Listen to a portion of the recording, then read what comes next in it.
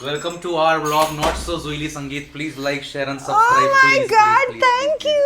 please. Bell icon.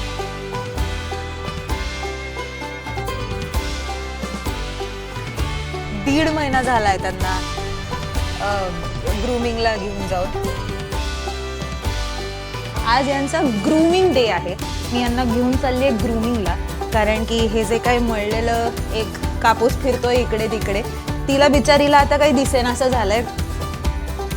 तुमचे बरेच questions मला इतके वर्ष येत होते, त्याच्यातले 5 काही क्वेश्चन्स मी ऑलरेडी आता काढलेले आहेत कालपासनं. So hello, welcome back to my channel. त्याचं नाव आहे नॉट सो जुईली संगीत. मागचे काही एपिसोड्स आपण बघितलं की आपलं ब्युटी, बॅकस्टेज फन, एक व्लॉग, त्याच्यानंतर आयब्रोज जे मी नवीन केले होते ते वाले, आणि आता जे सेटल झाले ते. आणि आज आपण बघतोय की पेट पेरेंटिंग या गोष्टीबद्दल आपण थोडंसं बोलूया. माझं पेट पेरेंटिंग असं फार काही ग्रेट नाही आहे, आयडियल नाही आहे, पण 2 पोरी आहेत माझ्या. या आमच्या 2 पोरी आहेत, दोघी फिमेल डॉग्स आहेत. एक ही आहे शिजू, जिचं नाव आहे आयरिश. अत्यंत घाण झाली आहे, पण आपण संध्याकाळपर्यंत चांगला चेहरा बघूया. आयरिश जी शिजू आहे, आणि हे माझं चॉकलेट लॅब. दिसतंय का ते लॅब माझं? सो विस्कू उभी राहा. आणि विस्कू, जिचं नाव विस्की आहे, आम्ही तिला विस्को टिस्को काहीही म्हणतो, ते आहे चॉकलेट लॅब. आज यांचा ग्रूमिंग डे आहे. मी यांना घेऊन चालली आहे ग्रूमिंगला, कारण की हे जे काही मळलेलं एक कापूस फिरतोय इकडे तिकडे, तिला बिचारीला आता काही दिसेनासं झालंय, कारण तिच्या चेहऱ्यावरचे केस आता वाढलेत आणि खाण्यामध्ये चाललेत. मेनली तिला खाता येत नाही आहे. सो एक साधारणपणे 1.5 महिना झाला मागचं ग्रूमिंग करून. सो आज आपण ग्रूमिंगला चाललो आहे. सो आय थिंक बऱ्याच लोकांना काय प्रश्न पडलेले असतात, किंवा बऱ्याच वेळा मी असं बघितलं आहे की लोक डॉग्स ग्रूमिंग खूप वेळ बघत पण बसतात. मलाही खूप आवडतं बघत बसायला, कारण दे आर अडॉरेबल जेव्हा ते त्यांच्या एलिमेंटमध्ये असतात. सो आय थिंक आपण तेच आज एक्सप्लोअर करूया त्यांच्याबरोबर, आणि या दोघी पोरींबरोबर आजचा फुल डे आउट करूया आय थिंक. सो तुम्हाला सगळ्यांना पण मी घेऊन चालली आहे ग्रूमिंगला माझ्याबरोबर, की मी काय करते मधल्या वेळेमध्ये, आणि ह्या काय करतात ग्रूमिंगमध्ये, किती त्रास देतात, आणि हिला पाणी आवडत नाही, हिला पाणी आवडतं. सो दोघींचं काय एक म्हणणं चाललेलं असतं ग्रूमिंग सेंटरला, ते आपण सगळं बघणार आहोत. सो स्टे ट्यून, आपण बघत राहूया. पण तोपर्यंत तुम्ही सबस्क्राईब अजूनही केलेलं नसेल, ती बेल आयकॉन घंटा अजून दाबलेली नसेल, तर प्लीज तिथे तो बेल आयकॉन दाबा, म्हणजे माझे पुढचे सगळे कंटेंट मी जे काही तुमच्याबरोबर शेअर करते ते तुम्हाला कळत राहील, नोटिफिकेशन येत राहील. सो प्लीज तुम्ही सबस्क्राईब करून ठेवा, आणि आज आपण ग्रूमिंग बघूया, त्यांचं फन करूया, मज्जा करूया. Okay, let's go.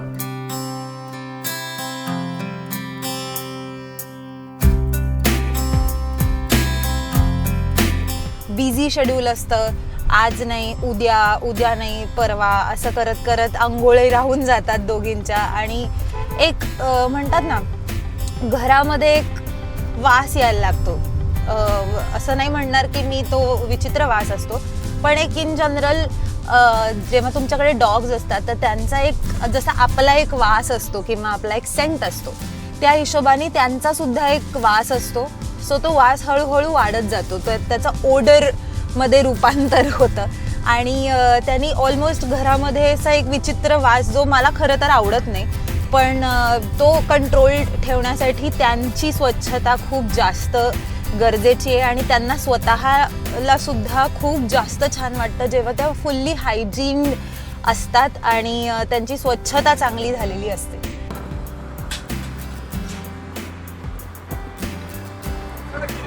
Pet grooming tails म्हणून अशी जागा आहे, जी अशी एक बाहेर थोडीशी स्पेस आहे. मी 2 वर्ष झाली इकडे घेऊन येते पोरींना. इट्स अ प्रिटी स्पेस, आणि खूप हेल्पफुल सगळे लोक आहेत इकडे.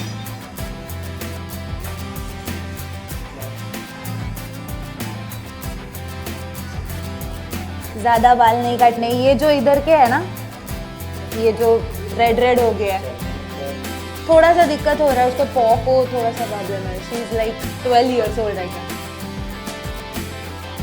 है ना. ये इधर के बालों का कुछ कर दो, ये बहुत ज़्यादा ख़राब हो जाता है. हाँ, बहुत नॉट्स हो गए, क्योंकि वो खोलने को नहीं देती है मेरे को. इधर भी कान के ऊपर भी बहुत नॉट हो गए.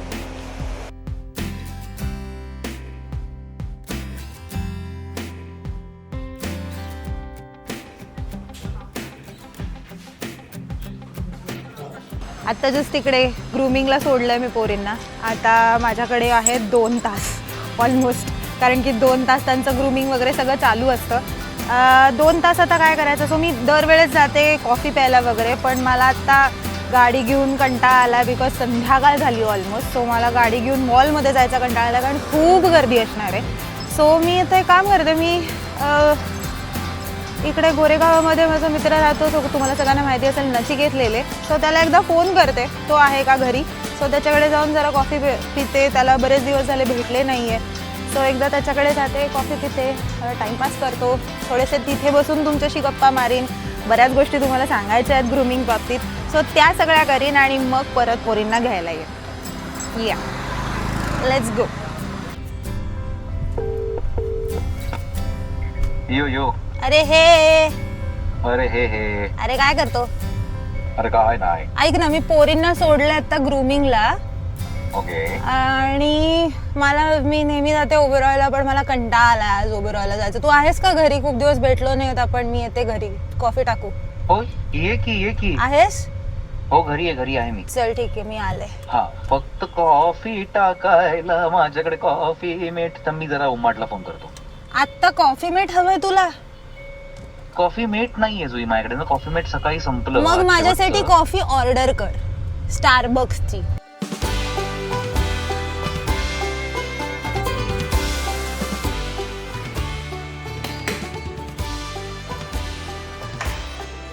अरे मी निशा ताई.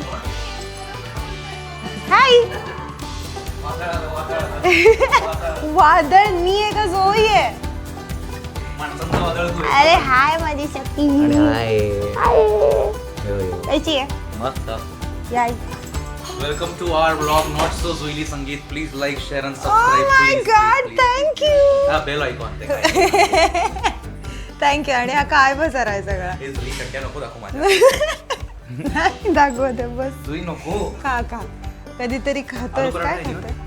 काय खातोय? आलू पराठा. परत खाऊन आलू पराठा खातोयस तू? आणि छान त्याच्यात मस्त मी मॅजिक मसाला घेतलाय साईडला. फालतू जेवतोस रे नाच्या. बाप लागतो, खूप बाप लागतो. म्हणजे काय करता तुम्ही अजून? काय खातोय हा? मला नवीन लाइटिंग बंद करू. हे काय? अरे बापरे. मस्त आहे. याचं काय म्हणणं आहे? डब्ल्यू उस बडे डब्ल्यू के नीचे. म्हणणं काय? पैसा भी पैसा होगा.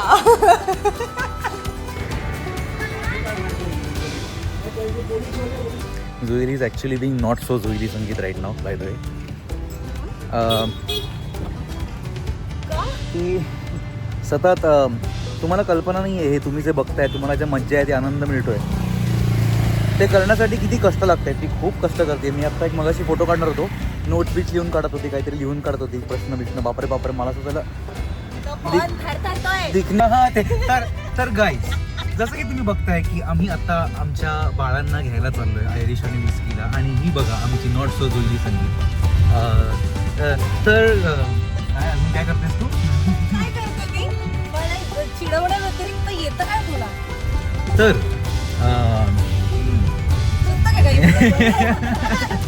कळलं किती अवघड आहे. म्हणून माझं 5 वर्ष. नाही पण तू खूप छान करतेस. जे काय करतेस ते मस्त चाललंय, सगळं छान चाललंय. आणि आम्हाला पण एक जो काही कॅमिओ रोल मिळतोय तिच्या ब्लॉग्समध्ये, त्याच्यात आम्हाला पण मजा येते.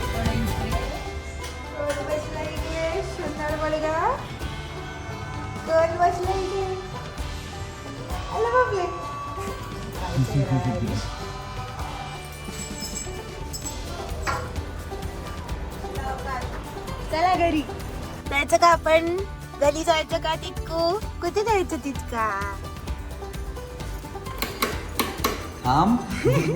इकडे जावी.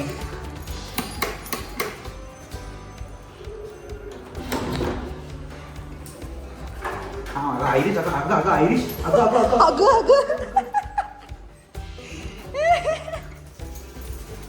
सटकत गेली कधी खाली. हो चला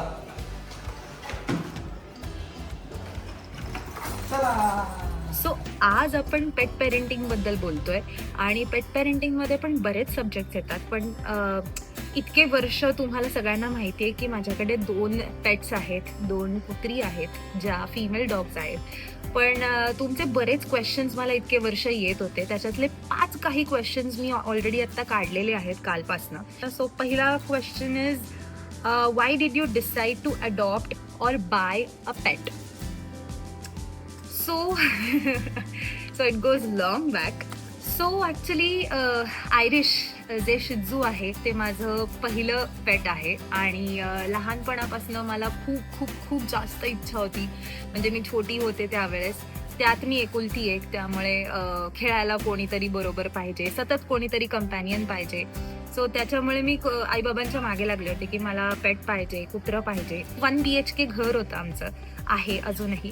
सो तिकडे एकदम असं मोठं कुत्रं घेऊन येणं वॉज हायली इम्पॉसिबल. म्हणजे कसं ते सांभाळणार किंवा कसं काय करणार. सो त्यामुळे आई बाबांसाठी तर तो मुद्दा कधीच संपला होता. मी फक्त मागे लागून लागून फक्त रडले त्यांच्यासमोर, पण काही घडलं नाही. सो मोठी झाले, मुंबईत शिफ्ट झाले, एकटी राहत होते. परत तेव्हाही असं झालं की कोणीतरी कंपॅनियन पाहिजे. सो माझा खूप जवळचा मित्र आहे सन्मित वाघमारे म्हणून, is a guitarist, also very talented guitarist. त्याला माहिती होतं की मला पेट्स आवडतात खूप. सो त्यांनी एका म्हणजे पेटच्या शॉपमध्ये जाऊन विचारपूस केली की काय साधारण किंमत असते वगैरे वगैरे. जे डॉक्टरांनी विचारलं की तिचं प्रोफेशन काय आहे, ती काय करते.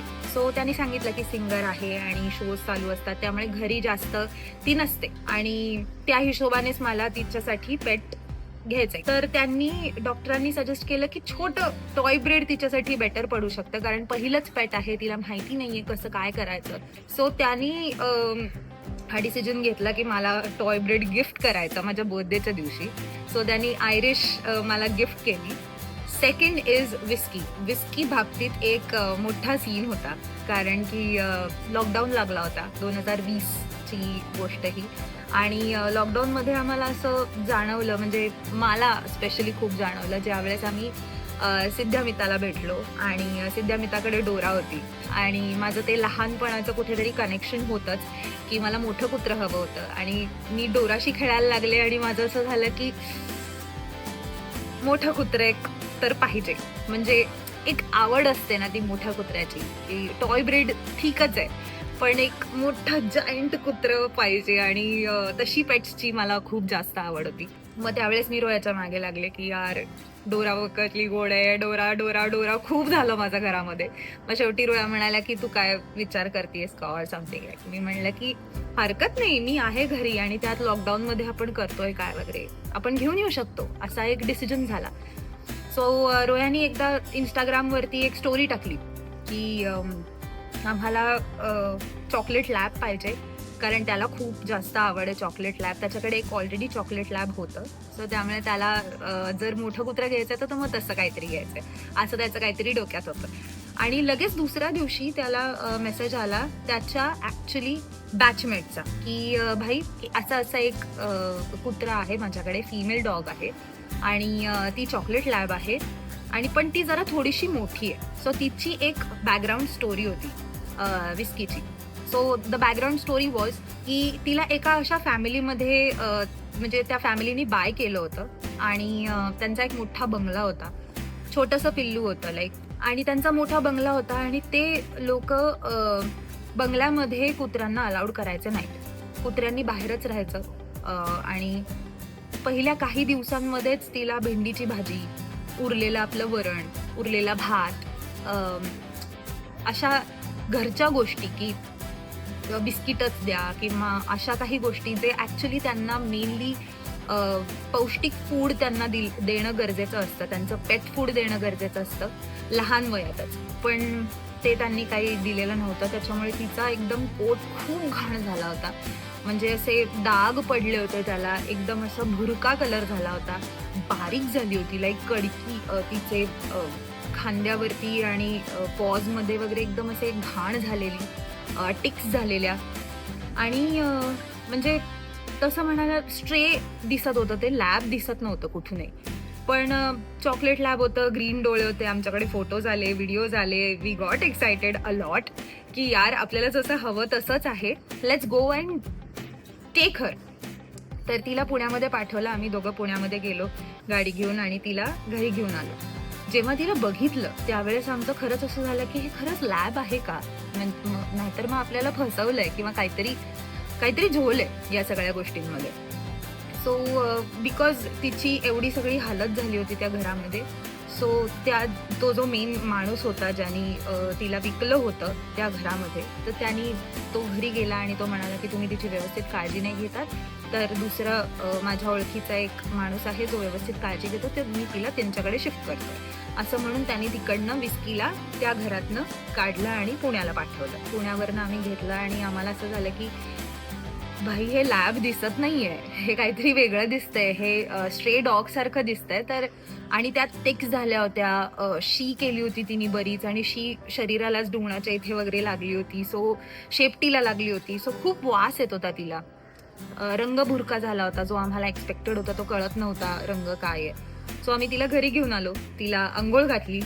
त्यावेळेस आम्हाला कळलं की खूप टिक्स आहेत. सो त्या हिशोबाने आम्ही जर असं त्यावेळेस आयरिशला साईडला ठेवलं, बिकॉज टिक्स ट्रान्सफर होतात आणि ते खूप वाढतात शरीरावरतीच. सो दुसऱ्या दिवशी लगेच आम्ही डॉक्टरांकडे घेऊन गेलो आणि डॉक्टरांना पहिला प्रश्न विचारला की डॉक्टर आम्हाला हे खरं तर लॅब वाटत नाही आहे, तुम्ही सांगा की हे बरोबर आहे का नाही आहे आणि हिला काही प्रॉब्लेम आहेत का. सो ॲक्च्युली आम्ही विस्कीला अडॉप्ट केलं आणि ते म्हणाले की नाही, हे लॅबच आहे, फक्त व्यवस्थित काळजी न घेतल्यामुळे तिची लहानपणीच तब्येत खराब झाली, म्हणजे पोट खराब झाला, तिची एकदम अशी बारीक झालेली, म्हणजे ते पपी दिसतच नव्हतं, ते काहीतरी वेगळंच दिसत होतं. सो तिची आता व्यवस्थित काळजी घ्या, टिक्सचं इंजेक्शन दिलं, सगळ्या गोष्टी तिच्या सुरू झाल्या आणि मग जे काही विस्की घरामध्ये खेळायला लागली आणि जे काही तिचं चालू झालं. सो हा एक्सपिरियन्स होता माझा आणि मेनली कारण हे होतं की रोह्याला पण आवडतात डॉग्स, त्याच्याकडेही डॉग्स होते लहानपणापासून, पण ते इकडचे तिकडचे होते आणि घरामध्ये कुठेतरी असं म्हणतात ना की आहे बाबा एक आमचं डॉग, ते होतं, ते आहे, ते असं पाळलेलं ह्याचंच नव्हतं, पण ते आहे अशा याच्यामध्ये होतं, त्यामुळे आवड होती त्याला नक्कीच. पण मला लहानपणापासून खूप इच्छा होती की माझ्याकडे पेट असावं, त्याला एक इमोशनल रिझन पण होतं जे मी तुम्हाला सांगितलं. सो या पेट्सच्या मागे खरं तर माझं हे रिझन आहे. This is better. So yes, how has your life changed since becoming a pet parent?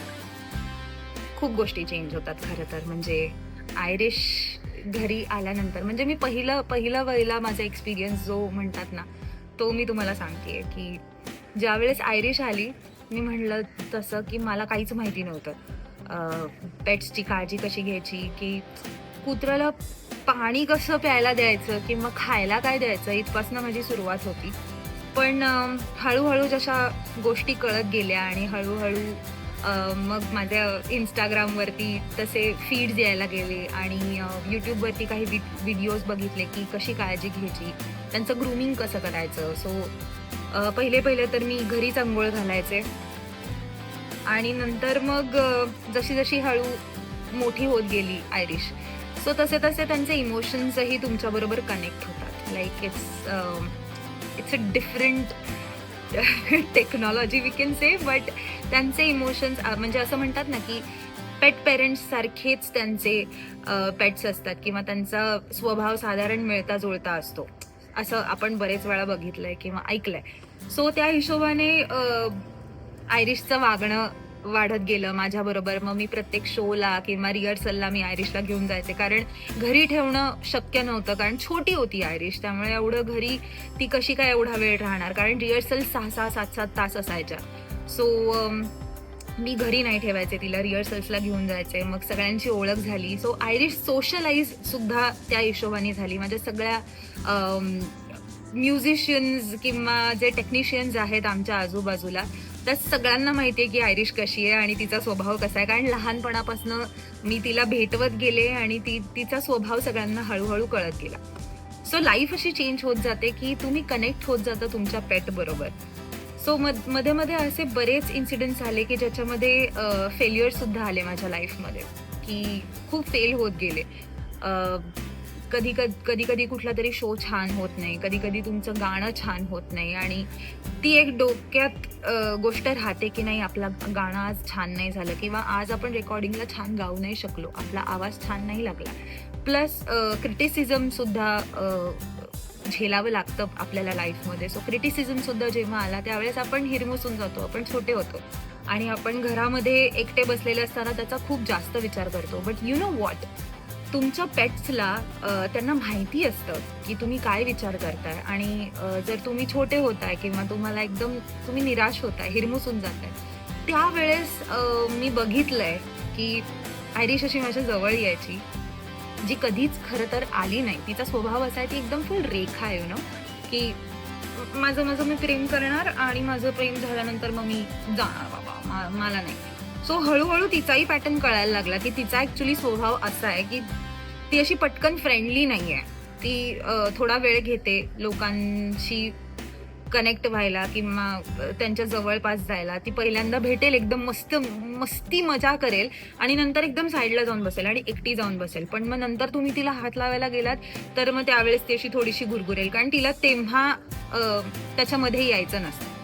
So त्यावेळेस मला असं कळलं की ओके, आयरिशचा स्वभाव असा आहे आणि माझ्या स्वभावाच्या कम्प्लिटली अपोजिट आहे ती. कारण की मी खूप जास्त फ्रेंडली असते, बोलते खूप आणि कनेक्टेड ठेवते लोकांना, माझ्या आजूबाजूच्या लोकांना.